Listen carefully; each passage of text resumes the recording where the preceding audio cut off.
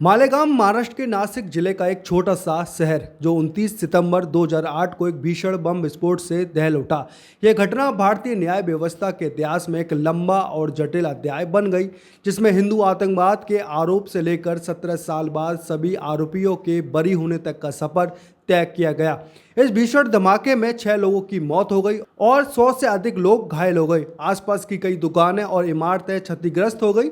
धमाके के अगले दिन 30 सितंबर 2008 को मालेगांव के आजाद नगर पुलिस थाने में प्राथमिकी दर्ज की गई। शुरुआत में महाराष्ट्र एटीएस ने मामले की जांच अपने हाथ में ली। दक्षिणपंथी संगठनों पर आरोप, एटीएस की जांच में एक नया मोड़ आया। इस मामले में हिंदू दक्षिणपंथी समूह से जुड़े लोगों के नाम सामने आए।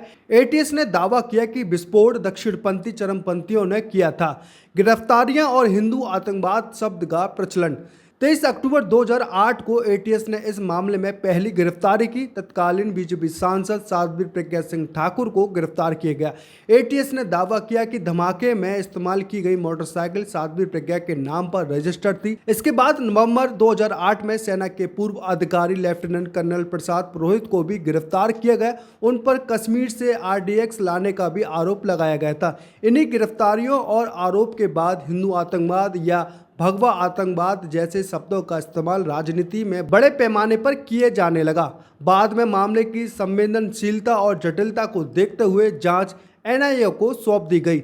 इस मामले में कुल 7 लोगों को आरोपी बनाया गया था। साध्वी प्रज्ञा सिंह ठाकुर, लेफ्टिनेंट कर्नल प्रसाद श्रीकांत पुरोहित, रिटायर मेजर रमेश उपाध्याय, अजय राहीटकर, सुधाकर चतुर्वेदी, समीर कुलकर्णी। इनके अलावा एटीएस और एनआईए ने 2 अन्य व्यक्तियों रामचंद्र कल सांगरा उर्फ रामजी और संदीप ढांगे को भी वांछित आरोपी बनाया था, जिन्हें कभी गिरफ्तार नहीं किया जा सका।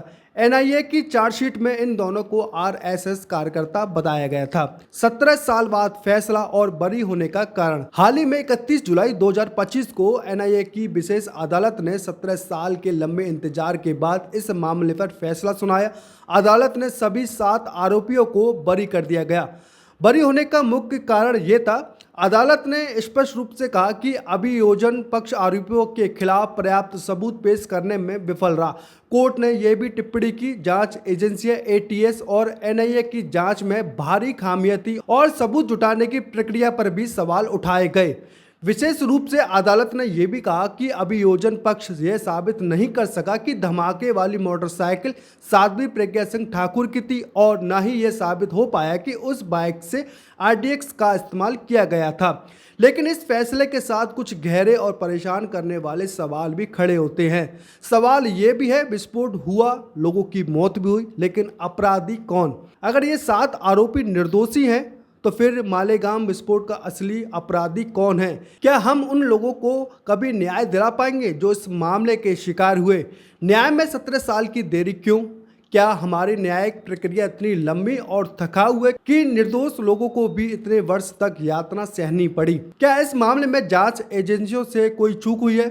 यदि अभियोजन पक्ष सबूत पेश करने में विफल रहा तो क्या यह जांच में खामियों का संकेत नहीं?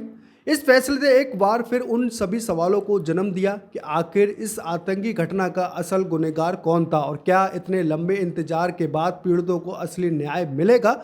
क्या कहना है इस खबर के बारे में आप हमें कमेंट करके जरूर बताना।